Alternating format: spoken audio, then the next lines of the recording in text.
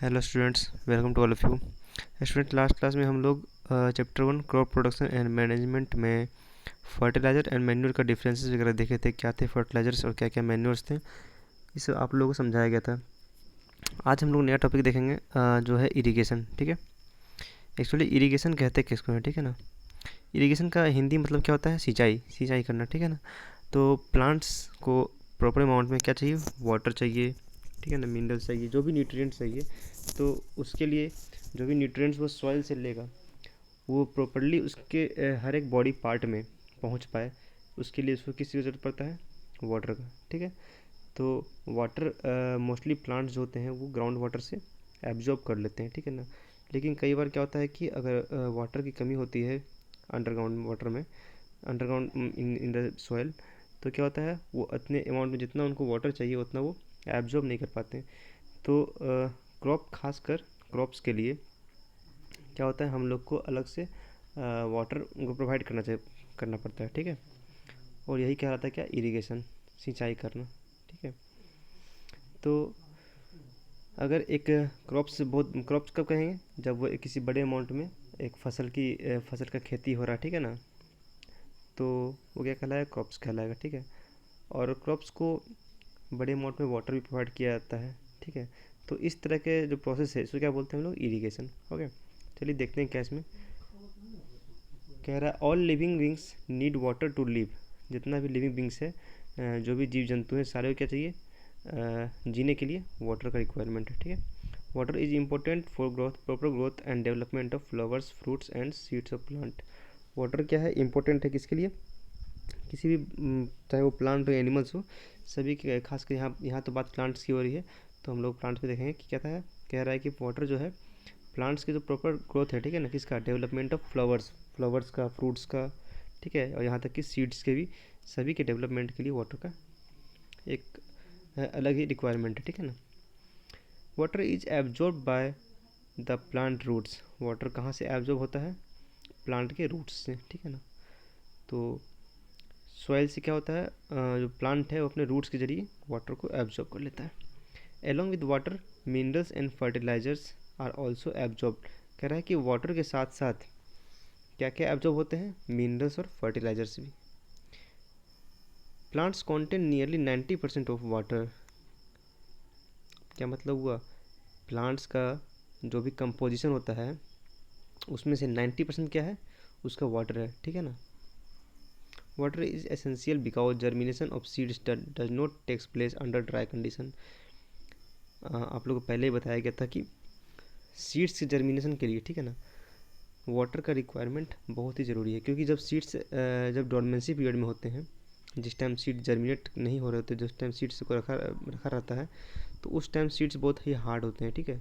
As for examples आप लोग ग्राम को देख लो, चने को देख लो, तो चना बहुत ही हार्ड होता है। उस टाइम वो क्या होगा, वहाँ उससे जर्मिनेशन नहीं हो सकता, ठीक है ना। वो कभी भी सीडलिंग इस तरह नहीं बन सकता जब तक उसको वाटर में नहीं डाला जाए, ठीक है, या जब तक उसको वाटर प्रोवाइड नहीं किया जाए। क्योंकि जो उसका सीड का जो सबसे बाहरी कोट होता है, जो भी सीड है उसका जो सबसे आउटर कोट है, वो क्या होता है? काफ़ी हार्ड होता है, ठीक है। तो वहाँ से उसको, उसके अंदर से, उसके पोर्स से जो भी है सीडलिंग्स, जो उसके प्लीम्यूल्स या रेडिकल्स हैं, वो बाहर निकल पाएँ, उसके लिए क्या चाहिए कि वो थोड़ा सा सॉफ्ट हो पाए, ठीक है। तो उसके लिए हम लोग वाटर प्रोवाइड करते हैं उसको, ठीक है। तो वही कहने का मतलब हुआ कि वाटर इज़ एसेंशियल।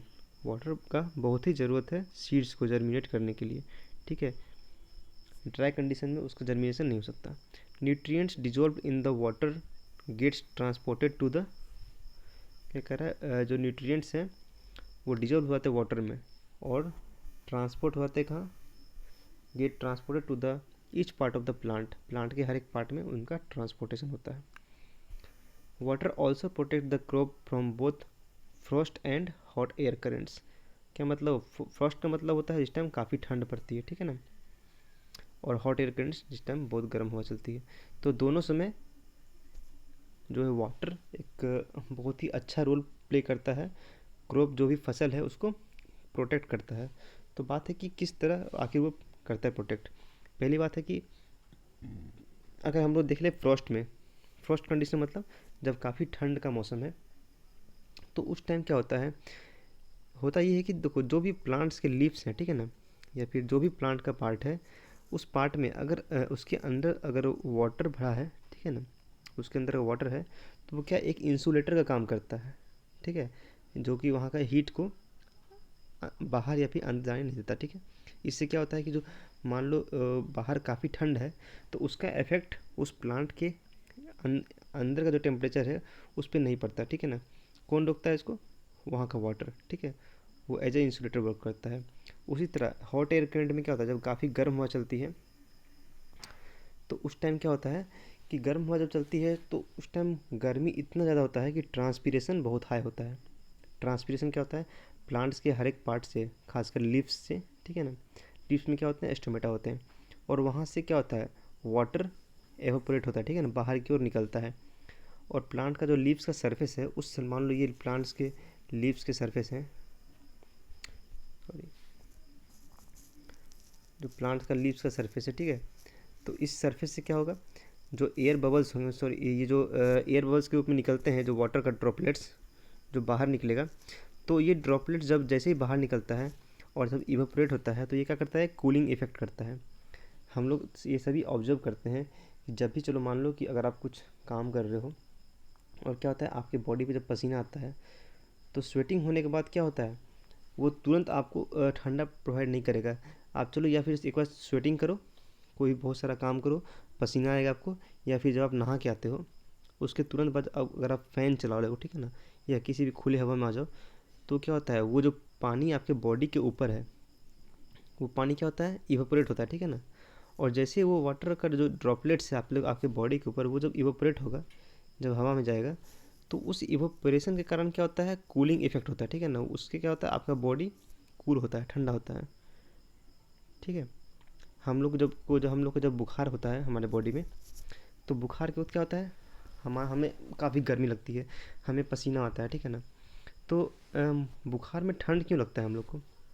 उसका एक रीज़न ये भी है कि जब बुखार में आपको पसीना आ रहा है, तो पसीना क्या, जब इवेपोरेट हो रहा है, ऊपर बाहर निकल रहा है, तो क्या होता है, वो कूलिंग इफेक्ट देता है, ठीक है ना। तो जब भी किसी भी बॉडी सरफेस पे, कहने का मतलब ये है कि किसी भी बॉडी सरफेस पे अगर ये वाटर का ड्रॉपलेट्स है और वह जैसे ही इवेपोरेट होगा, तो उस जगह पे क्या करेगा, वो कूल करेगा उसको, ठीक है, ठंडा करता है, ठीक है। तो वही सेम चीज़ यहाँ होता है प्लांट्स में। प्लांट्स के लीव्स पे जब बाहर हॉट एयर करेंट्स चल रहे होते हैं, काफ़ी बाहर गर्म हवा है, तो उस टाइम पे क्या होता है, ट्रांसपीरेशन रेट हाई होता है, तो वाटर का इवेपोरेशन ज़्यादा हो रहा है, तो इस कारण से क्या होगा, जो लीव्स हैं वो ठंडा होगा, ठीक है ना। तो ये क्या था, वाटर यहाँ पे क्या किया, प्रोटेक्शन प्रोवाइड किया किसको? क्रॉप्स को। किस कंडीशन में? फ्रॉस्ट कंडीशन में और हॉट एयर करंट, दोनों कंडीशन में, ठीक है। चलिए आगे कह रहा है कि to maintain the moisture of the soil for healthy crop growth fields have to be water regularly. कह रहा है देखो कि एक तो ये तो हो गया ऊपर का टेम्परेचर, ठीक है ना, जैसे कि एयर के कारण जो बाहर के इन्वायरमेंट है वो अगर ठंडा गर्म हो तो उसको तो वाटर बचा ही रहा है, ठीक है। साथ में क्या होता है, सॉइल के अंदर भी जो मिट्टी है उसमें भी वाटर हो, उसके अंदर भी नमी हो, ताकि वहाँ से ईजिली जो प्लांट्स है अपने न्यूट्रिएंट्स को एब्जॉर्ब कर पाए। तो क्या करना पड़ता है, फील्ड को रेगुलरली वाटर प्रोवाइड करना पड़ता है, ठीक है ना, सिंचाई करनी पड़ती है फील्ड की, ताकि उसके अंदर वाटर हो, वो नमी हो उसके अंदर, ठीक है ना, सॉइल में, वो ड्राई ना हो जाए सॉइल। ओके, चलिए, the supply of water to crops at different intervals is called irrigation.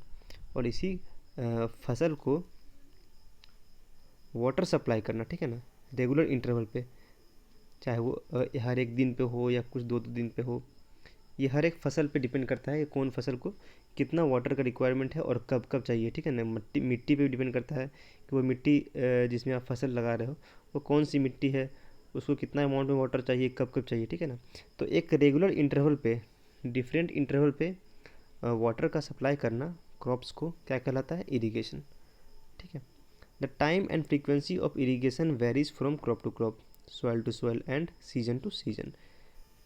वही बात हुआ कि जो टाइम कि आपको इरिगेशन सिंचाई कब करनी है, ये टाइम और फ्रीक्वेंसी मतलब कितना जल्दी जल्दी करना है और कितने देर के लिए करना है, ये सब किस पे डिपेंड करता है? क्रॉप टू क्रॉप, हर एक फसल के लिए अलग अलग है, ठीक है ना।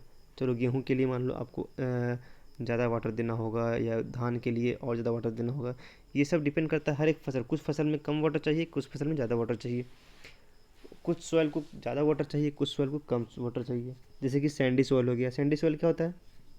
सैंडी सॉइल में सैंड्स पार्टिकल ज़्यादा होते हैं, वो वाटर को ज़्यादा देर तक होल्ड नहीं कर पाते, ठीक है ना, उनका वाटर रिटेनिंग कैपेसिटी कम होता है। तो वो कम वाटर को होल्ड कर पाते हैं, तो उनको क्या है, रेगुलरली जल्दी जल्दी वाटर प्रोवाइड करना पड़ता है, सिंचाई करना पड़ता है। तो वैसे ही डिपेंड करता है सॉइल टू सॉइल भी, अलग अलग सॉइल में इरिगेशन का फ्रीक्वेंसी टाइमिंग सब अलग है। सीज़न टू सीज़न भी ज़्यादा डिपेंड करता है, क्योंकि अगर समर सीज़न है तो उस टाइम वाटर का इरिगेशन थोड़ा जल्दी फास्ट होगा, ठीक है ना, और विंटर सीजन में थोड़ा सा कम होगा। तो इस तरह से क्या है, फ्रीक्वेंसी मैटर करता है, ठीक है, डिफर करता है अलग अलग क्रॉप्स में, अलग अलग सॉइल्स में, अलग अलग सीजन्स में, ठीक है। In summers the frequency of watering is higher. Summer में क्या है, गर्मी में जो वाटरिंग का फ्रीक्वेंसी वो क्या है, हाइयर है। क्यों? क्योंकि उस टाइम जो सॉइल है वो जल्दी सूख जाता है, जल्दी ड्राई होता है वहाँ पे। साथ में क्या होता है, जो ट्रांसपीरेशन हो रहा है वो ज़्यादा हो रहा है, ठीक है ना, वाटर जो इवापोरेट हो रहा है प्लांट से वो ज़्यादा हाई हो। क्यों? क्योंकि बाहर का एटमॉस्फेयर बहुत ही गर्म है, ठीक है ना, हॉट एयर करेंट्स चल रहे हैं, ठीक है, जिसको लू चलना बोलते हैं। तो गर्मी है बाहर, तो इस कारण से क्या है, वाटर बहुत जल्दी इवापोरेट हो रहा है। तो जितना जल्दी वाटर इवापोरेट होगा तो उस प्लांट्स को वाटर की उतनी कमी होगी, और वाटर को अगर उतनी कमी है तो जल्दी हम लोग को वाटर प्रोवाइड करना ही होगा, नहीं तो क्या होगा, नहीं तो प्लांट्स मर जाएगा। तो ये कह रहा है वाई इज इट सो, क्यों ज़रूरी है? क्योंकि could it be due to the increase rate of evaporation of water from the soil and the leaves, ठीक है।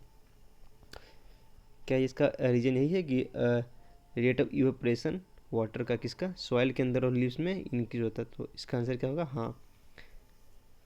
समर सीजन में जो वाटर का फ्रीक्वेंसी हाई इसलिए होता है क्योंकि rate of evaporation of water from the soil and leaves is higher in the summer season. ठीक है, समझ में आ रही बात? चलिए आगे बढ़ते हैं।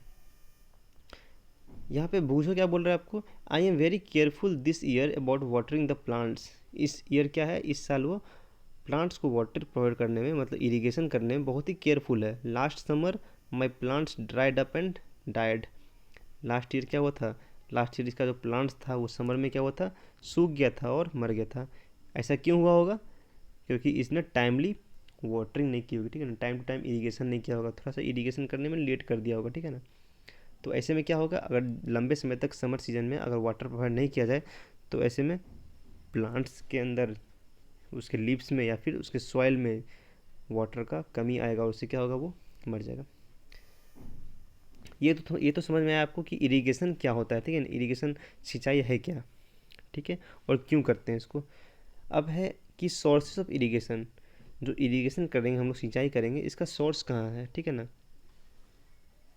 कहाँ से आएगा वाटर। तो कह रहा है the sources of irrigation are wells, कुआं, ठीक है ना, ट्यूबवेल्स हो गया, पॉन्ड्स हो गया, lakes, rivers, dams and canals.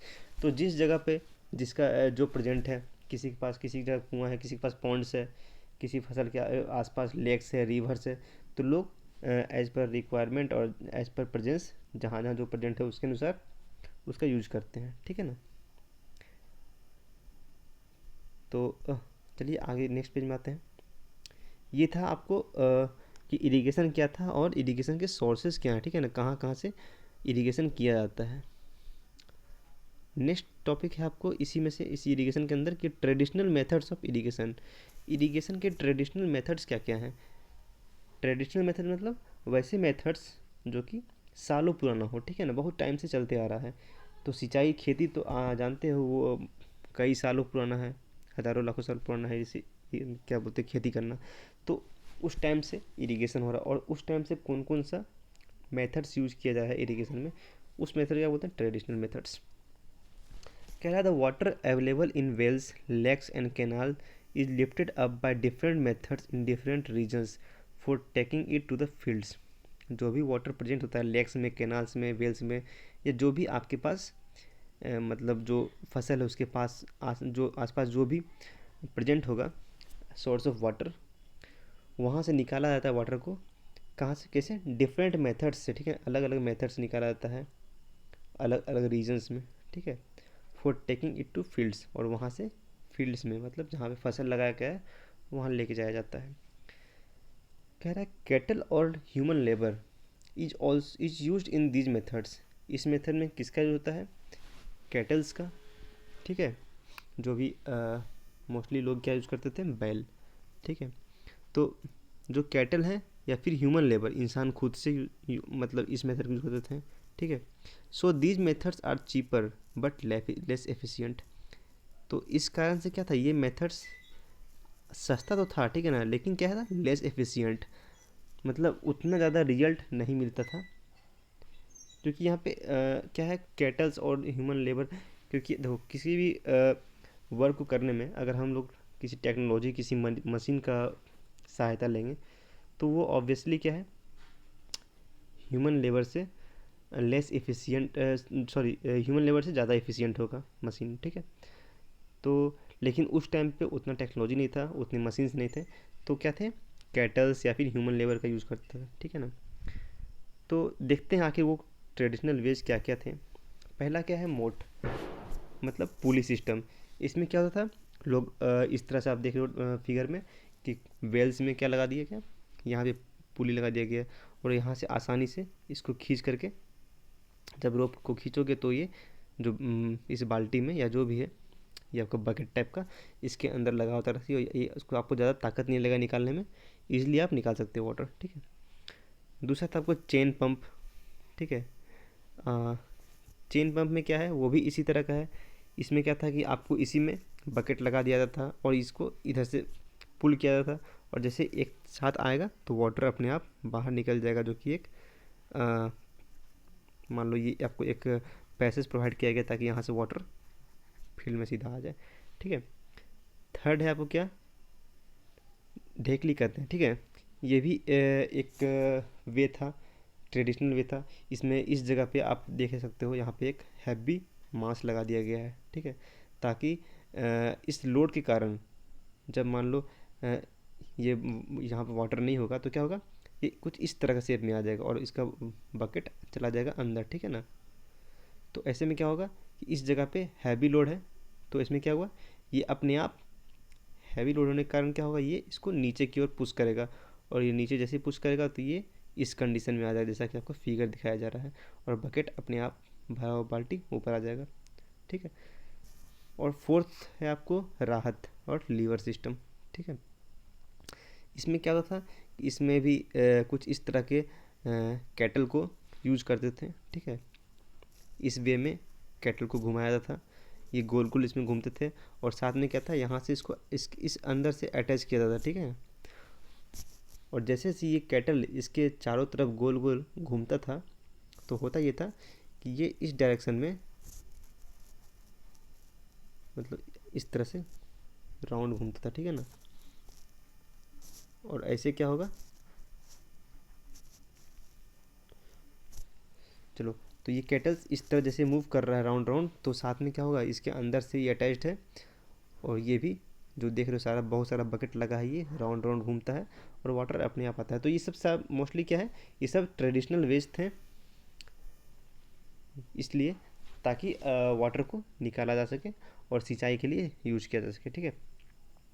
लेकिन अब क्या है, अब बहुत सारे पंप्स आ गए हैं, ठीक है ना, मोटर पंप्स यूज़ किया जाता है। तो इससे क्या, motor pumps are commonly used for lifting water, pumps का यूज़ किस में होता है, मोस्टली वाटर लिफ्ट करने में, ठीक है। कह रहा है diesel, biogas, electricity and solar energy is use to run these pumps, और इन सभी आजकल जो भी पंप्स यूज हो रहे हैं, ठीक है ना, मोस्टली तो इलेक्ट्रिसिटी से चलते हैं, ठीक है ना, और साथ में कुछ बहुत सारे डीजल्स से, लेकिन बहुत जगह पे बायोगैस, सोलर एनर्जी, इनका यूज़ होता है किसमें, पंप्स को चलाने में, ठीक है। तो ये सब क्या था, एक वे था, एक मेथड्स था इरिगेशन के लिए। बस सब में मोस्टली क्या है कि आप किसी तरह अपने सोर्स से वाटर निकालो और अपने फील्ड्स में प्रोवाइड किया जाए, ठीक है ना। ये है, चलो आपको क्या है, मॉडर्न मेथड्स ऑफ इरिगेशन। ये जो टॉपिक है मॉडर्न मेथड्स ऑफ इरिगेशन, आपको लास्ट टॉपिक में दिखाया गया कि ट्रेडिशनल मेथड्स क्या थे, ठीक है ना, जो कि हज़ारों लाखों साल से चलता आ रहा है। अब जो मॉडर्न मेथड है, ये एक्चुअली अभी भी बहुत जगह यूज नहीं होता है, लेकिन धीरे धीरे लोग इसको यूज ले रहे हैं, ठीक है ना, धीरे धीरे उपयोग कर रहे हैं। क्या कह रहा है, modern methods of irrigation help us to use water economically. Economically मतलब क्या हुआ कि ये एक तरह से मनी इफिशियंट है, ठीक है ना, यहाँ पे आपको लागत कम लगेगा और यहाँ पे ह्यूमन लेबर नहीं लग रहा, ठीक है। तो क्या है, पैसे की बचत है, ठीक है ना। साथ में क्या है कि देखते हैं द मेन मेथड्स, इसमें जो कौन कौन का मेन मेथड्स है। पहला क्या है, sprinkler system. This system is more useful on the uneven land where sufficient water is not available. कह रहा है कि यह जो स्प्रिंकलर सिस्टम है ये ज़्यादा यूज़फुल किसके लिए है, वैसे लैंड के लिए, वैसे ज़मीन के लिए ज़्यादा यूज़फुल है जो कि अनइवन हो, ठीक है ना। किसके लिए, वाटर्स के लिए, जहाँ पे मतलब चलो एक तो ऊपर नीचे हो ज़मीन, ठीक है, या फिर वहाँ पे वाटर जो है प्रॉपर एक लेवल पे नहीं हो, ठीक है ना। तो वैसी जगह में क्या होता है, स्प्रिंकलर सिस्टम काफ़ी उपयोगी होता है, ठीक है। The perpendicular pipes having rotating nozzles on top are joined to the main pipeline at regular intervals। ये जितना आप जो फिगर में देख रहे हो यहाँ पे जो हर, चलो एक डायग्राम को हम लोग बड़ा कर लेते हैं। तो इसके ऊपर क्या लगा होता है, कुछ इस टाइप के नोजल्स लगे होते हैं, ठीक है ना। ये क्या है, पोर्स हैं, ओके, कुछ ऐसे नोजल्स लगे होते हैं। और जैसे ही साथ में ये पाइप, तो क्या होता है कि जब वाटर यहाँ से अपने आप जब पंप के थ्रू बाहर निकल रहा है तो क्या होता है, ये इस तरीके से घूमता है, ठीक है ना, राउंड राउंड घूमता है। और ऐसे में क्या होता है, ये हर एक डायरेक्शन में वाटर मूव करता है, ठीक है ना, spray as a sprayer work करता है, ठीक है। तो क्या है, आसपास, इसके आसपास जितना भी जगह है उस जगह पे वाटर का छिड़काव होता है, ठीक है। उसी तरह आप देख सकते हो इतना सारा लगा है, हर जगह वाटर का उसी तरह छिड़काव हो रहा है, ठीक है। तो रोटेटिंग नोजल्स लगे होते हैं सभी के माउथ पे, ठीक है। तो ये स्प्रिंकल, स्प्रिंकल का मतलब क्या होता है, छिड़काव करना, ठीक है ना। कह रहा है दिस सिस्टम, हाँ हम लोग कहाँ थे, द परपेंडिकुलर पाइप्स। परपेंडिकुलर क्यों बोला गया, क्योंकि कोई भी स्ट्रक्चर अगर इस तरह का है जिसमें कि 90 डिग्री का एंगल बने, ठीक है, तो वो क्या कहलाएगा, परपेंडिकुलर, ठीक है ना। जैसे आप ये देख लो यहाँ पे इस डायग्राम में, यहाँ पे क्या है, 90 डिग्री का एंगल बन रहा है, ठीक है, ये तो ये क्या है, परपेंडिकुलर। उसी तरह यहाँ भी है कि ये जो है आपको परपेंडिकुलर है, ठीक है। तो कह रहा है कि the perpendicular pipes having rotating nozzles, क्या है, इन पाइप में ऊपर टॉप पे क्या लगे हैं, नोट रोटेटिंग नोजल्स लगे हैं, are join to the main pipeline at regular intervals, और इनको मेन पाइप से जोड़ दिया जाता है एट रेगुलर इंटरवल्स।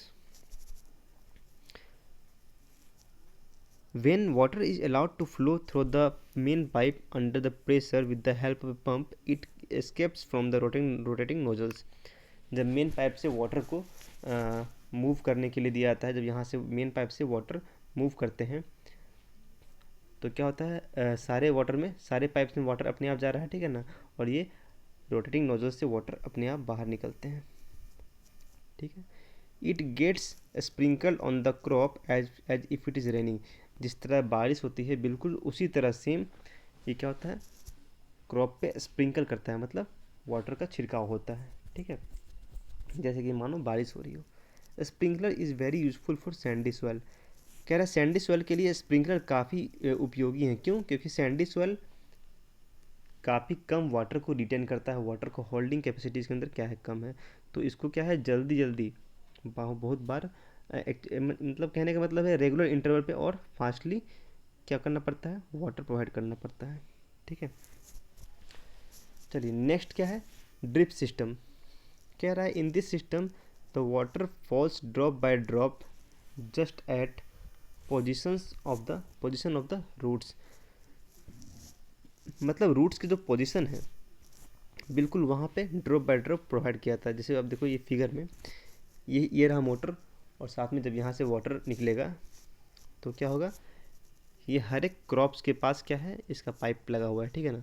तो हर एक क्रॉप्स पर क्या होगा, जो वाटर है वो ड्रॉप बाय ड्रॉप निकलते जाएगा, ठीक है ना। तो प्रॉपरली क्या होगा, इसमें क्या होगा, वाटर का वेस्टेज बहुत कम होगा, ठीक है ना। अगर ड्रॉप बाय ड्रॉप वाटर जा रहा है तो क्या है, वो टाइम टू टाइम जिससे प्लांट्स को चाहिए वो क्या है, एब्जॉर्ब करता जाएगा, समझे। तो क्या कह रहा है, in this system the water falls drop by drop just at the position of the roots के पोजिशन पे ये ड्रॉप बाय ड्रॉप निकलता है। So it is called drip system, इसलिए इसका नाम क्या पड़ा गया, drip system. Okay, it is the best technique for watering fruit plants, gardens and trees. तो ये जो भी फ्रूट्स प्लांट है या गार्डन्स ट्रीज में वाटरिंग करने का सबसे बेस्ट टेक्निक है। The system provides water to plants drop by drop. ये बताया गया कि सिस्टम में क्या होता है, प्लांट्स में वाटर कैसे होते हैं, ड्रॉप बाय ड्रॉप प्रोवाइड किए जाते हैं। Water is not wasted at all, इसमें क्या फ़ायदा है कि वाटर का वेस्टेज नहीं होता, ठीक है ना। It is a boon in regions where availability of water is poor. Boon का मतलब क्या होता है, वरदान, ठीक है ना। ये वैसे क्षेत्र के लिए, वैसे जगह के लिए वरदान है जहाँ पे वाटर का कमी है, ठीक है, जहाँ पे बहुत पुअर ग्राउंड वाटर है, जहाँ पे अवेलेबिलिटी बहुत ही कम है किसका, वाटर का, उस जगह के लिए क्या है, वरदान है। क्योंकि यहाँ पे क्या है, वाटर का वेस्टेज भी नहीं हो रहा, ठीक है। तो ये था आपको इरिगेशन, ठीक है। चलिए नेक्स्ट टॉपिक क्या है, प्रोटेक्शन फ्रॉम वीड्स। तो आज के लिए बस इतना रहने देते हैं। आपको इरिगेशन में होप सब समझ में आया हो, आप स्टार्टिंग से लेके एंड आज तक का क्लास का अटेंड कर लोगे। और कोई भी डाउट आता है तो कमेंट बॉक्स में मेंशन कर दो कमेंट, ठीक है ना। आपको नेक्स्ट क्लास में ज़रूर उसको क्लियर किया जाएगा। तो चलिए पढ़ाई करते रहिए और घर पे रहें, अच्छे से रहें, स्वस्थ रहें, ठीक है। चलिए, थैंक यू।